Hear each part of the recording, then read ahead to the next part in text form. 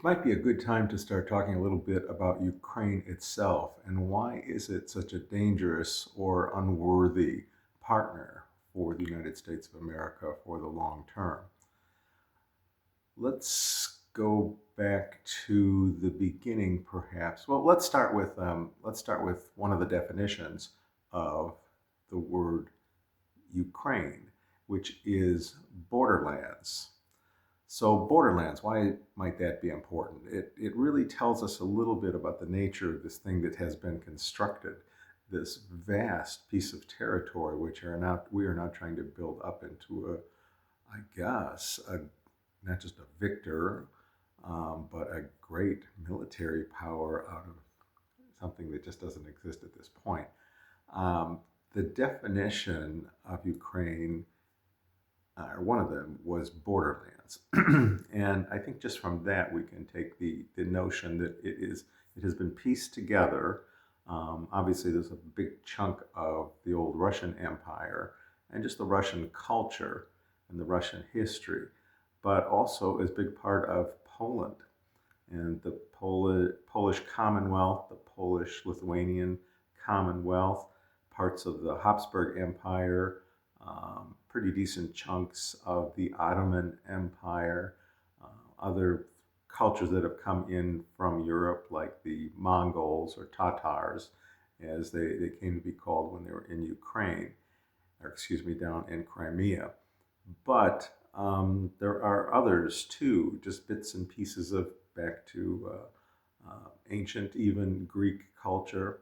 They were down in Crimea too. And so there's just one thing after another. It's neither fish nor fowl, as people used to say. It's just a conglomeration of things and no real one thing, even though that's what we're treating it like. That this great culture has gradually emerged through the years, and that is just not the case.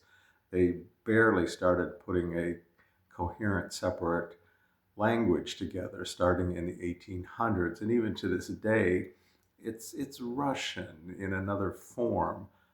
Words like Igor or Igor, but that would be Ihor in Ukrainian, basically. Pardon my pronunciation, and different things like that. The Dnieper River, Hotel Gostinitsa. I forget which one is Russian, and which one is Ukrainian. But it's stuff like that. It's not even really.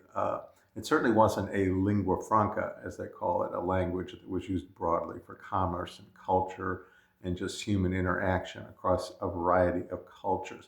No, that would be something like French or maybe German or English, just many things, Italian, excuse me, Latin, Greek, ancient Greek. Those things were great lingua francas. They emerged into important cultures, and no such thing in Ukraine. In that and the geography that was not all just coming together as a separate state, a separate empire, conquering the lands around it, that sort of thing, never happened. And it wasn't a great literary culture like Russian, like the French, like the English, like even German, and of course, again, back to Greek and Latin. So it just wasn't any of those things. We see the great buildings of Kiev. Was that the result of a native architecture? No, no, that's Russian or Byzantine or something along those lines, maybe dashes of German in there somewhere. But it just wasn't a thing. Ukraine really, it was more like calling a place that I came from the Midwest.